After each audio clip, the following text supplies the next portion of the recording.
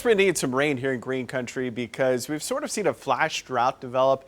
And so rainfall desperately needed across the central United States. So this is the next 10-day rainfall by the GFS model, which it does show accumulating potential for showers, but it does hold off a lot of the heavier rain out to the west of us and down to the south of us. And again, this is 10-day rain totals, about a ½ inch here in eastern Oklahoma. We need a little more than just a ½ inch. Now, as we look at our rain chances, we have several opportunities, but again, right now, this doesn't look to be a heavy rain event for us.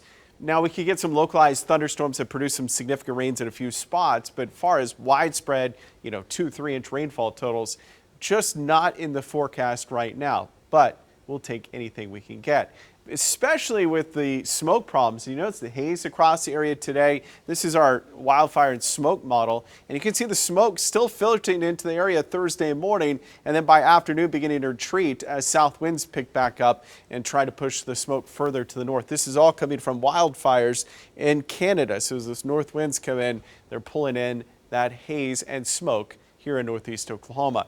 This weekend will still be hot. I know we've been talking about it a lot on social media and of course here on broadcast as well about big cool down next week.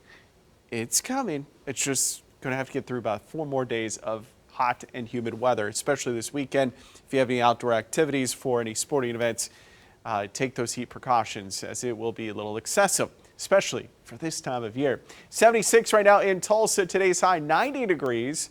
But one big plus about today is the humidity has been really low. This is some of the lowest dew points we've seen quite some time. So very dry air has moved in. But now we're beginning to see that wind shift a little further back to the southeast. That helped take a little bit of the smoke further to the north. And it's also going to try to pull in a little more in the way of moisture. So normal high is 88. We're going to be above that for our Thursday, Friday, Saturday, and Sunday. So 4-day stretch of hot weather.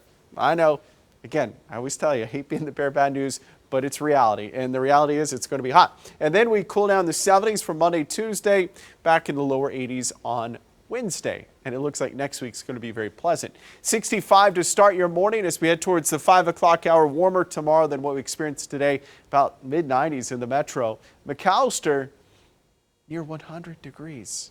Not good whatsoever. I get it. We're ready for fall.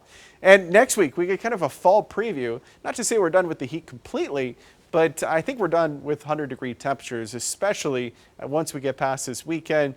We can hang that up and hopefully keep that away until next summer. Dan, so that's what we're looking for. 70s this time of year is beautiful. Need to find a jacket for some of those There lows. you go. Boy. Well, for the first time in program history, Tulsa is taking to an historic college football venue. But now's not the time to be a tourist. More from the Golden Hurricane coming up next in sports.